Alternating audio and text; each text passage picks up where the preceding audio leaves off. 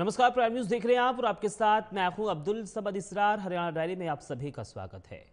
हरियाणा में नए आपराधिक कानूनों पर राज्य स्तरीय प्रदर्शनी का आयोजन किया गया। 825 करोड़ की लागत से कुरुक्षेत्र से प्रदेश की 19 परियोजनाओं का उद्घाटन और शिलान्यास किया, जिनकी कुल लागत 825 करोड़ रुपए है।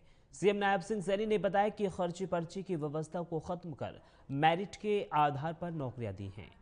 डाकिये के हाथों अपॉइंटमेंट लेटर भेजने की यह व्यवस्था युवाओं में विश्वास पैदा करती है और ये सरकार की सबसे बड़ी उपलब्धि है।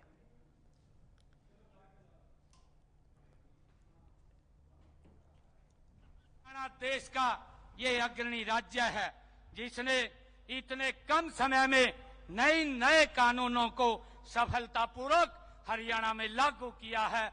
आपके नेतृत्व के अंदर मुझे खुशी है। मान्यवर, इन कानूनों को लागू करने के लिए हरियाणा पुलिस को पूरी तरह से हमने सक्षम बनाया है। सभी पुलिस कर्मचारियों को नए आपराधिक कानूनों को लागू करने के लिए प्रशिक्षित किया गया है। सभी जांच अधिकारी इन कानूनों के प्रति न केवल पूर्णतः जागरूक हैं, बल्कि इनको लागू करने हेतु पूरी तरह सक्षम भी हैं। हमने इन कानूनों को लागू करने में आधुनिक तकनीक का भी प्रयोग किया है। चाहे ई साक्ष्य, ई समन ऐप सफलतापूर्वक हमने लागू किए हैं। सभी जांच अधिकारियों को ऐप एवं ऑडियो वीडियो रिकॉर्डिंग अपलोड करने का प्रशिक्षण भी हम दे चुके हैं। हमने गवाही देने में भी तकनीक का उपयोग करने की पूरी व्यवस्था हमने हरियाणा में खड़ी की है। ऑडियो वीडियो इलेक्ट्रॉनिक माध्यम से पुलिस थानों, फोरेंसिक प्रयोगशालाओं, न्यायालय कक्षों, कारागारों और बैंकों में 2145 वीडियो कॉन्फ्रेंसिंग कक्ष हमने हरियाणा में स्थापित किए हैं।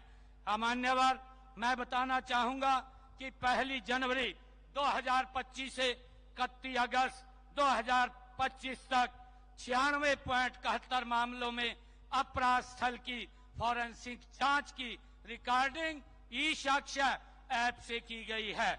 लगभग 46.52% पुलिसकर्मी वीडियो कॉन्फ्रेंसिंग के माध्यम से अदालतों में आज पेश हो रहे हैं। हरियाणा सरकार शासन मॉडल के तर्ज पर काम कर रही है। उद्घाटित परियोजनाएं हरियाणा के विकास और बुनियादी ढांचे को मजबूती देंगी। आत्मनिर्भरता की दिशा में राष्ट्रीय प्रयास की भी अपील की है और दिवाली पर केवल भारत में बने उत्पादों का उपयोग करने का संकल्प लेने की बात कही है। हरियाणा में सजा दर 40% से बढ़कर 80% से अधिक हो गई है। EFIR, 0 FIR, जब्तियों का अनिवार्य वीडियो रिकॉर्डिंग और गंभीर अपराधों में अनिवार्य फॉरेंसिक जांच जैसी व्यवस्थाओं ने पारदर्शिता और जवाबदेही मजबूत की है। आपराधिक मामलों से जुड़े भौतिक साक्ष्यों को की जांच, विश्लेषण और जांच रिपोर्ट तैयार करने की व्यवस्था को सुदृढ़ किया गया है। इस दिशा में FSL में कर्मचारियों की संख्या में भी हमने मान्यवर वृद्धि की है। नए उपकरणों की खरीद भी की है। इसमें FSL में लंबित मामलों की संख्या में आज कमी आई है। FSL प्रयोगशालाओं में स्वीकृत पदों की संख्या लगभग 110 की वृद्धि की गई है। सभी प्रयोगशालाएं हमने 19.54 करोड़ रुपए की लागत से उनको आधुनिक भी बनाया गया है। मान्यवर, अब FIR दर्ज करने के लिए थाने के चक्कर नहीं काटने की जरूरत है। ऑनलाइन FIR दर्ज की जा रही है। 0 FIR की निगरानी के लिए SPO जारी की गई है और सभी FIR को 24 घंटे के अंदर नियमित FIR के रूप में दर्ज कर लिया जाता है। पीड़ितों को मुआवजा मिलने में देरी न हो।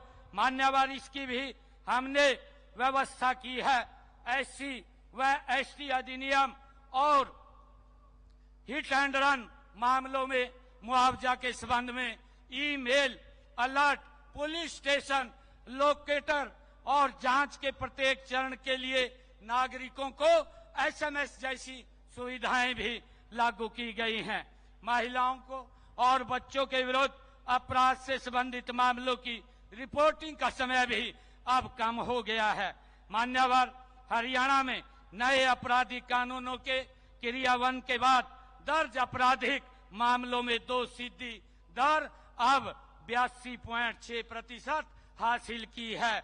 मैं इस मंच से माननीय गृह मंत्री जी आपको विश्वास दिलाता हूं कि आप सुधार की जो भी पहल हरियाणा में करेंगे, हरियाणा उसे तत्परता से लागू करेगा। मुझे खुशी है कि आज सुबह से हरियाणा के अंदर हैं। सबसे पहले आपने एक बहुत बड़ा साइबर डायरी का आज आपने उसका एक्सटेंशन आज उद्घाटन किया है, जिससे हरियाणा के हजारों लोगों को रोजगार मिलेगा। और उसके बाद हमारे हरियाणा के अंदर आज आपने खादी कारीगर महोत्सव को उनको टोल किट दे करके आज सम्मानित किया गया है, जिससे उनका रोजगार बढ़ेगा आपराधिक मामलों से। और हरियाणा डायरी में मेरे साथ सिर्फ इतना ही। वक्त एक छोटे से ब्रेक का है, जल्द हाजिर हो रहे हैं।